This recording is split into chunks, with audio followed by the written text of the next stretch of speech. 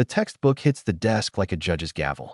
Brad Whitman stands in the doorway of the library, backlit by fluorescent hallway lights. His Letterman jacket smells faintly of grass and sweat from practice. His voice carries that particular confidence of someone who has never been told no.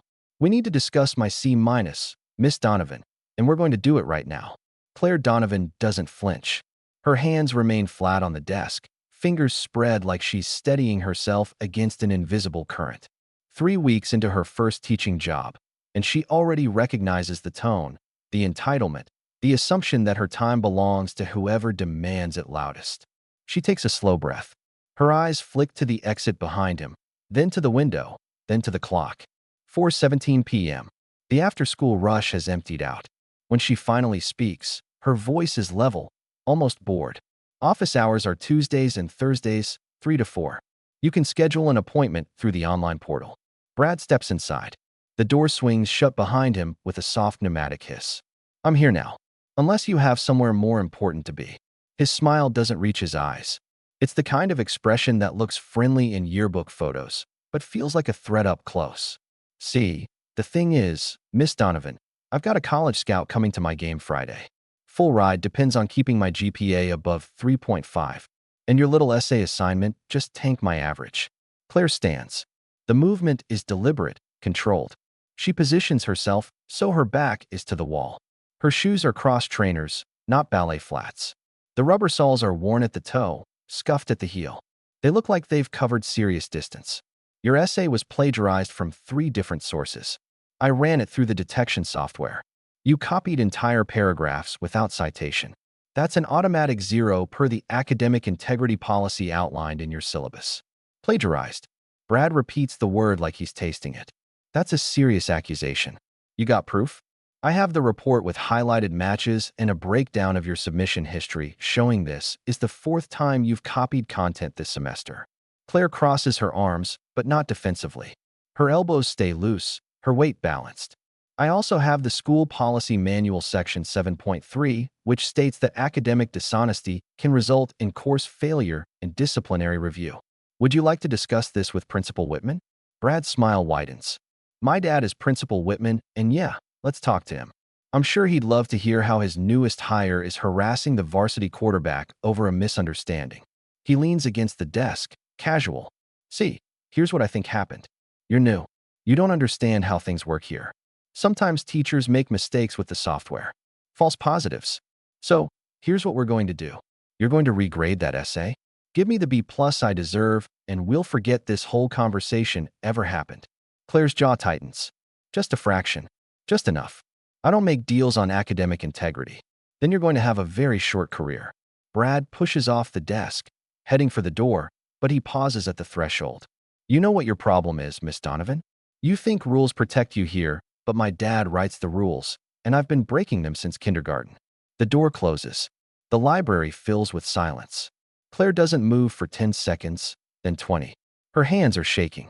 She presses them flat against the desk again, breathing through her nose. One of the desk drawers is slightly open. Inside, a worn military ID card is visible beneath a stack of folders. "Donovan, CJAG course." The photo shows a younger woman in dress uniform, jaw set, eyes forward. The expiration date is 3 years old. The next morning, Brad Whitman holds court in the hallway outside the cafeteria. He's surrounded by his usual crew. 3 other seniors whose names everyone knows because their fathers own the car dealerships and law firms that sponsor the sports programs. Claire walks past with a stack of papers, head down. Brad's voice rises just enough. "Did you even pass the certification exam? Or is this like some kind of charity hire?" His friends laugh. One of them mutters something about participation trophies. Claire keeps walking. Her pace doesn't change, but her shoulders pull back slightly, her spine straightening.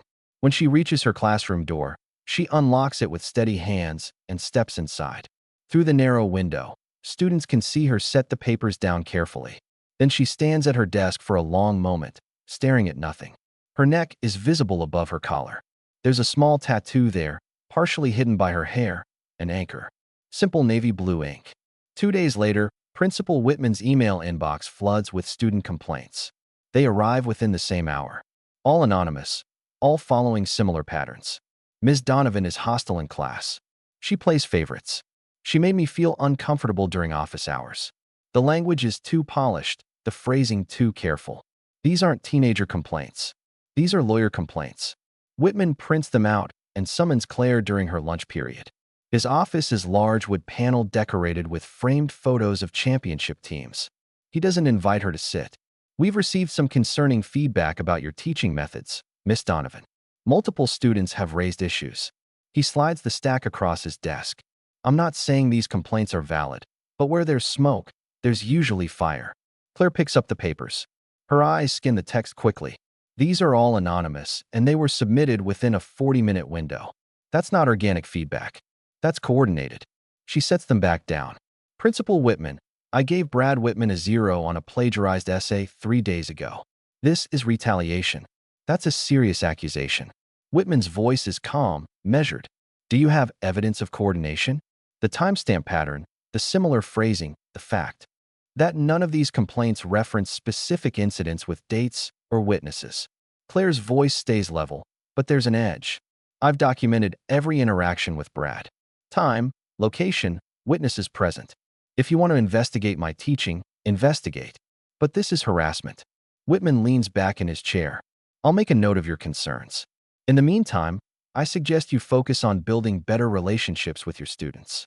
Dismissed. Claire walks back to her classroom. The hallway is empty. She passes a bulletin board covered in college acceptance letters. Brad Whitman's name appears 3 times. Full athletic scholarship to state, academic honors, student council vice president. Friday arrives with unexpected warmth. Claire supervises the entrance courtyard, standing near the bike racks. Brad and his friends emerge from the cafeteria, carrying trays. They move toward a picnic table near Claire's position. Brad's holding a cup of coffee, one of those oversized gas station thermos mugs. He's laughing at something, gesturing broadly. The gesture continues into his friend's back. The friend stumbles. The coffee flies. It lands directly on Claire's laptop bag, the one she left on the bench. Coffee soaks through the fabric, dripping onto her papers, her planner, her folders. Brad's friends erupt in apologies that sound like scripts. One of them is filming. Claire bends down slowly. She picks up the soggy papers one by one. Students nearby have gone quiet watching. Brad crouches down next to her, suddenly helpful. Here, let me get that. He reaches for her laptop bag. His hand brushes hers. She pulls back like she's been shocked. Don't touch my things. Her voice is quiet, controlled, but there's something underneath it now, something coiled. Brad holds up his hands, innocent, just trying to help. Geez. They leave. The student with the phone is still filming. Claire finishes collecting her papers. The military ID that was tucked inside one of the folders is now visible on the ground, face up. Judge Advocate General's Corps. That night, Claire sits in her small apartment. Most papers are ruined. She'll have to contact students for resubmissions. She opens her laptop. It boots up struggling. The coffee soaked through the bag. She saves everything to an external drive methodically. Then she opens a blank document and types a detailed account. Date, time, witnesses, photographic evidence of the damage. She saves it in a folder labeled documentation. There are already 14 other files inside. Monday morning brings a new escalation. Claire arrives at 7 a.m. to find her classroom unlocked. Inside, nothing is obviously disturbed. But when she walks to her desk, she notices the papers she'd left in neat stacks are now shuffled. Folders opened. Desk drawers pulled out and pushed back slightly wrong. Someone searched her space. Then she sees it. The bulletin board behind her desk.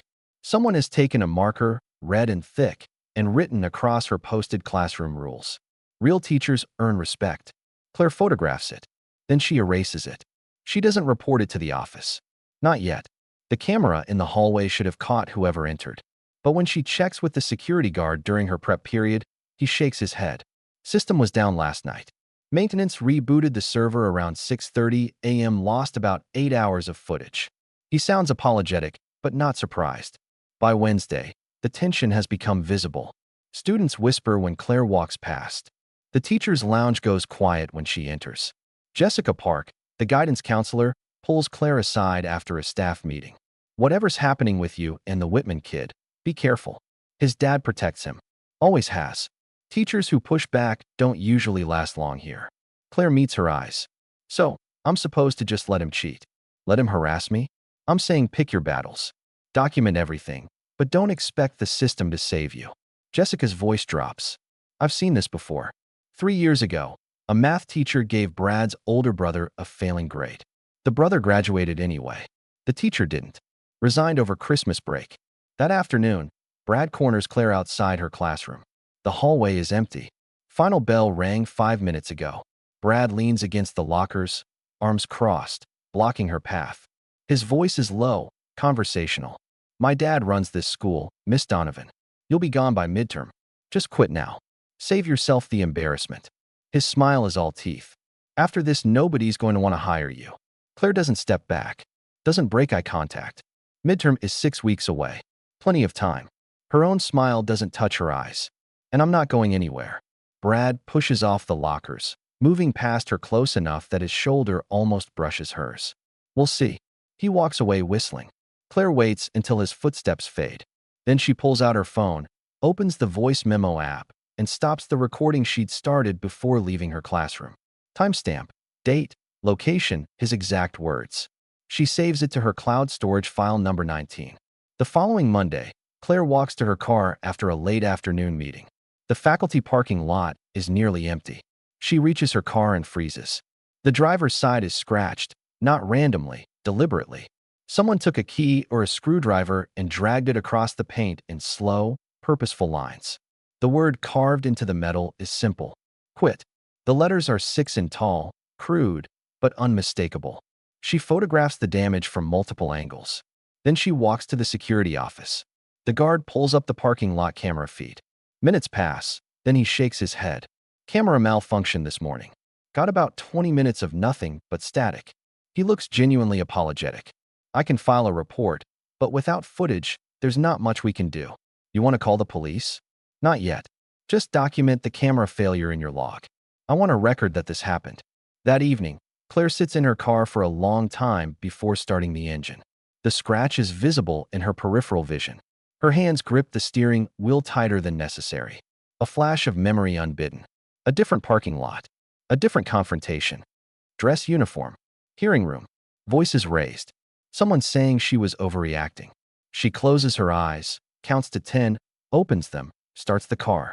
Inside her apartment, she pulls out a worn notebook from her desk drawer. The pages are filled with handwriting in different colored inks, dates, times, incidents, witness names. She adds today's entry. Then she flips back through previous pages. The pattern is clear. Escalation. Each incident slightly worse than the last. The next day unfolds with surreal normalcy. Classes proceed. Students take notes. But during passing period, Brad appears at her classroom door. Doesn't enter. Just stands there looking in. When she glances up, he's smiling. That same expression. He doesn't say anything. The message is clear. Third period. Claire is walking to the copy room when Brad rounds the corner too fast. They collide, or almost collide. He bumps her shoulder hard enough to knock the binder from her hands. Papers explode across the hallway floor. Students nearby stop watching. Brad makes a show of looking surprised. Oh wow. My bad, Miss Donovan. He bends down, gathers a few papers, hands them back, leans in close. Careful. Accidents happen here all the time. Wouldn't want you to get hurt. Claire's hand moves just an inch. Just a reflex. Her palm comes up. Her elbow bends. Her weight shifts to her back leg. A defensive stance, trained response. Then she catches herself, stops, drops her hand. Brad has already straightened, already walking away. But his friend, trailing behind, glances back. He saw it. The movement, the readiness. Claire collects the rest of her papers. Her footwork was wrong. Too obvious. She'd pivoted like she was expecting to redirect an attack. Most teachers would have stumbled. They wouldn't have moved like someone trained to counter strikes. She curses herself silently. Too much. Too revealing. That afternoon, Claire brings printed documentation to Principal Whitman's office. She sets the folder on his desk. Your son is harassing me. This is a timeline of incidents over the past 2 weeks. Dates, witnesses, photographic evidence, property damage, verbal threats. This violates District Policy 4.7.2 regarding workplace harassment. Whitman doesn't open the folder. He regards her for a long moment. Then he swivels his monitor so she can see the screen. Before we discuss that, I want to show you something. He clicks through a few files. Claire's personnel record appears. Military background. Interesting. Another click. A flag document. Discharge status. Under investigation, administrative separation for. He reads from the screen. Conduct unbecoming, insubordination, failure to follow chain of command. Claire's blood goes cold. That's not accurate. My discharge was honorable. I have the paperwork. According to this, there was an ongoing investigation when you separated. Something about making unsubstantiated allegations against a superior officer, causing disruption, refusing to drop a complaint that was deemed without merit. Whitman leans back. Now, I'm not saying this is necessarily relevant, but it does establish a pattern, doesn't it? A history of conflict with authority figures. Claire's hands grip the armrest. Her knuckles go white. He buried my investigation. That's how this works. He buries the truth and then uses the burial as evidence that the truth never existed. She's staring at Whitman's desk, now at the academy ring sitting next to his coffee mug. Naval Academy, class of '96. She looks up at his face, really looks at him. The age matches, the timeline matches. Commander Richard Whitman, the officer who told her the midshipman's testimony was unreliable, who suggested Claire had boundary issues, who pushed through her discharge before she could appeal. She hadn't recognized him before. Different context, different uniform, but it's him. I'm placing you on administrative review. Whitman's voice cuts through her realization. Any further incidents, and you're terminated immediately. Given your history with authority conflicts, I need to be cautious. We want to support you, Miss Donovan, but you need to meet us halfway. Can you do that? Claire wants to scream, but she doesn't because he's right about one thing. If she defends herself now, he'll destroy her again. This time, she'll lose more than her commission. So instead, she says, crystal clear, Principal Whitman. Outside his office, Brad is leaning against the wall, waiting. When Claire emerges, he doesn't say anything, just smiles, holds up his phone. The screen shows a text conversation with his father. She brought the papers, just like you said. The message is visible for just a second before Brad locks the screen. The email arrives Thursday evening at 4:15 p.m. Subject line, mandatory classroom evaluation. You are required to maintain weekly office hours. Your next session is scheduled for tomorrow for 30 p.m. library study area. Principal Whitman will conduct a surprise evaluation. Claire reads it twice, then checks the timestamp. 15 minutes notice for what should be a week-long advance warning. She opens her contract. Surprise evaluations need administrative approval from the superintendent's office. This isn't protocol. This is a setup. She takes a screenshot, saves it to her documentation folder, file number 23. Then she packs her grading bag. Laptop, folders, pens, and her phone, fully charged, audio recording app already queued. Friday drags. Classes feel longer than usual. During lunch, Jessica Park catches Claire's arm. I heard about the evaluation. Be careful. Something feels wrong about this. Claire nods, but they both know the union rep is 2 hours away. Claire is on her own. 4:30 p.m. arrives with the kind of silence that feels heavy. The building has emptied. The library sits at the far end of the main hallway. Claire walks toward it with measured steps. Her phone is in her jacket pocket, recording app activated. Brad is already there, sitting at one of the study tables, backpack beside him, phone in hand. He looks up when she enters. Miss Donovan, right on time. I appreciate punctuality. Claire stops just inside the doorway, scans the space. No Principal Whitman, no evaluator, just Brad. Where's your father? Oh, he got held up. District meeting ran late, but he said we should get started without him. Brad gestures to the chair across from him. Come on, sit. Let's talk about my education. Claire doesn't move toward the table. She stays near the door, calculating angles. The library has 2 exits. Office hours are for academic questions. Do you have a specific assignment you need help with? I have lots of questions. Brad stands moving around the table toward her. Like, why are you really here? What's a military washout doing teaching high school English? Couldn't hack it in the real world. Claire's hands stay loose at her sides. Her weight shifts almost imperceptibly. That's not an academic question. Sure it is. I'm trying to understand my teacher's qualifications. Brad stops 6 feet away. See, I did some research. Judge Advocate General's Corps. That's military lawyers, right? Except you're not doing that anymore. What happened? My career history is not your concern.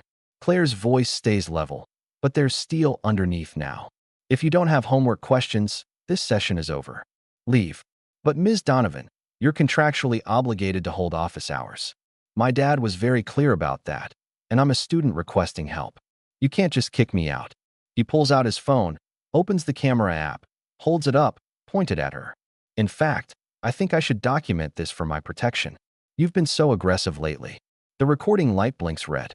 Claire sees it, understands immediately. He's building a narrative, provoking her on camera, trying to capture the moment she loses control. Put the phone away, Brad. It's my property. I have a right to record in public spaces. He moves closer. Now about my grade. Maybe if you just took another look at my essay, we could move past all this unpleasantness. Claire backs up. Her shoulders hit the bookshelf behind her. Brad is 4 feet away now, phone still recording. I'm not changing your grade. You plagiarized. This conversation is over. See, that's where you're wrong. Brad's voice drops. This conversation is over when I say it's over. Because here's the thing, Miss Donovan. You're going to log into that grade portal right now. You're going to change my C- to a B+, or I'm calling security and telling them you touched me inappropriately, that you made me uncomfortable. They'll believe me. They always believe me. He reaches out fast, grabs her wrist. His grip is hard, deliberate, designed to bruise. So what's it going to be? The touch triggers something. Not panic, muscle memory. Claire's body moves before her conscious mind catches up. Her wrist rotates inward against his thumb. Years of training flood back. She steps forward into his space, her free hand securing his elbow, guiding his arm into a lock position. Not violent, clinical. The movement is so controlled that Brad doesn't realize what's happening until his own momentum carries him downward. His knee hits the floor. Soft impact. He gasps, more from surprise than pain. Claire releases him immediately, steps back, hands up. Don't touch me again. Brad's phone has fallen. It skitters across the floor, landing face up. The screen shows the recording interface. Red dot still blinking. File name visible. Teacher_assault setup_final.mp4. Brad scrambles for it. Panic replacing confidence. That wasn't I didn't mean. His hands shake as he grabs the device, but he's too slow.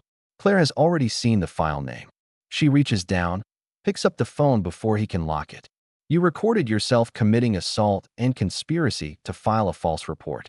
That's 2 felonies under Pennsylvania law. Section 2509, aggravated assault. Section 4904, unsworn falsification. Brad's face drains of color. Give that back. It's evidence. Claire holds the phone out of reach. Evidence of premeditated harassment. Evidence that every complaint you filed against me was fabricated. Her other hand goes to her jacket pocket, pulls out her own phone, still recording. And I have audio of this entire conversation, including your threat, your false accusation. Brad stands slowly. His hands are shaking. The confident swagger is gone. You don't understand. I need that scholarship. I need the grades. My dad, he expects. Everyone expects. His voice cracks. If I don't get into state, I'm nothing. Claire feels something unexpected. Not sympathy exactly, but recognition. The pressure of impossible standards. But she didn't hurt people to escape it. Then you should have studied. You should have earned it. You don't get it.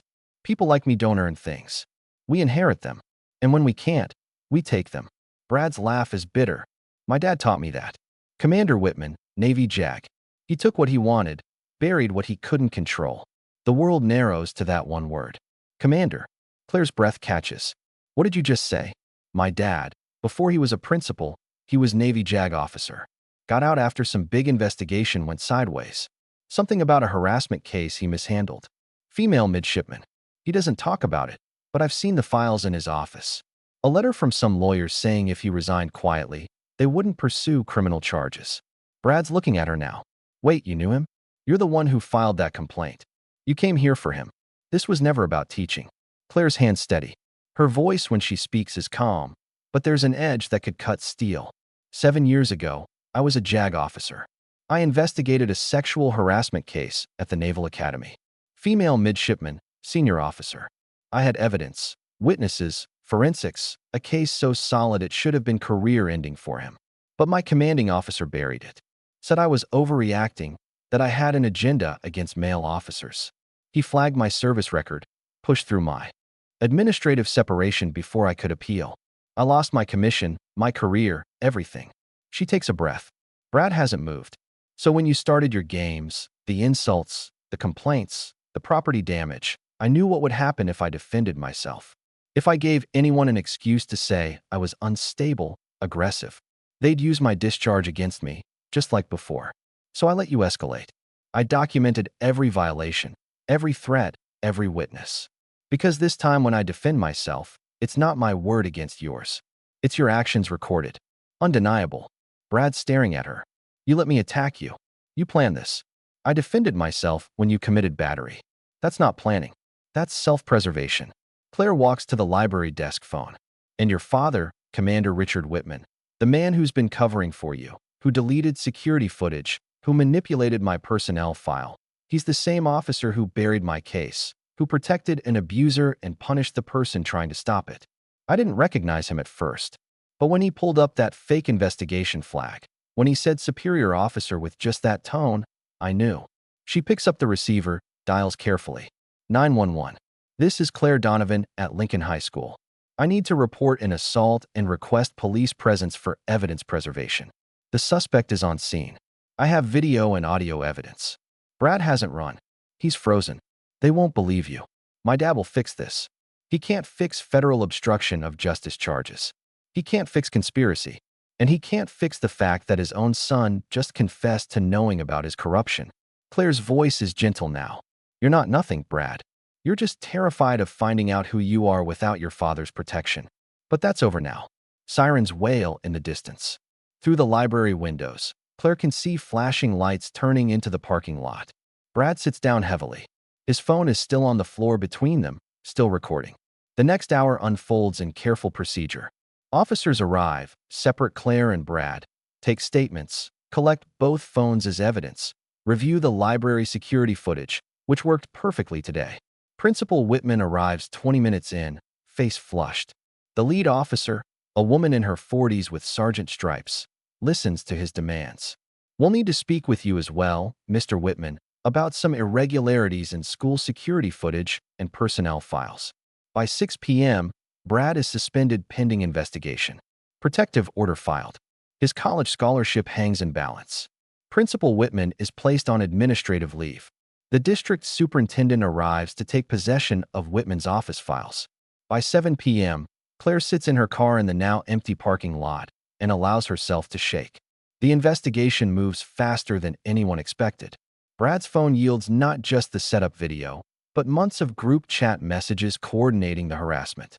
Principal Whitman's office computer reveals deleted emails. Security footage he'd personally erased. A pattern of complaint suppression going back 5 years. Other students come forward, other teachers. Within a week, Claire's original 2018 JAG complaint is unsealed by Navy Criminal Investigative Service. The case Brad's father buried wasn't just harassment. It was assault. And the midshipman wasn't the only victim. There were 3 others, all pressured into silence. The Navy wants answers. The FBI wants answers. And this time, Commander Richard Whitman can't make the investigation disappear. Brad's university rescinds his scholarship. His friends face academic probation. Within 2 weeks, Principal Whitman is arrested. Federal charges, obstruction of justice for interfering with a military investigation, conspiracy for covering up his son's harassment pattern. The booking photo runs in the local paper. The school board implements immediate reforms. Mandatory body cameras for after-hours student meetings, anonymous reporting system overseen by outside auditors. Zero-tolerance policy for retaliation. Claire's personnel file is corrected. The fake investigation flag removed. Her service record restored to honorable status with full benefits retroactive to her discharge date. 6 months later, Claire sits in a federal courtroom, not as defendant, as witness. The judge reads the verdict without emotion. Richard Whitman. On 3 counts of obstruction of justice, we find the defendant guilty. The gavel falls. Whitman is led away in handcuffs. Brad sits in the back of the courtroom. He took a plea deal. Deferred prosecution, community service, mandatory counseling. He doesn't look at his father, doesn't look at Claire, just stares at his hands. Outside the courthouse, Jessica Park waits. You did it. Claire accepts the folder Jessica hands her. An official offer. District Title IX compliance officer position full-time.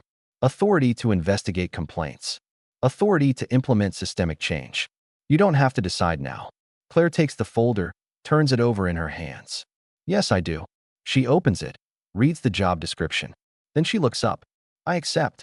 Her new office is small, shared space in the administrative wing. She moves in over winter break, hangs her JAG graduation photo on the shelf where everyone can see it. No more hiding. The nameplate on her door reads C.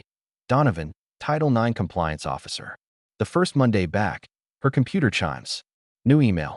Subject, Riverside Academy Title IX Concern. Similar situation to yours. Different principal. Can you help? 3 teachers afraid to come forward. Pattern of retaliation. No one believes them. Claire's hand hovers over the mouse. She thinks about the cost, the risk, the way fighting back breaks something inside you. Then she thinks about the midshipman from 2018 who finally called her last month who said, I should have fought alongside you. Thank you for fighting anyway. Claire's jaw sets. That same determination. Her finger clicks. Claire helped 12 more teachers file complaints that year. 7 administrators were removed. She never stopped fighting.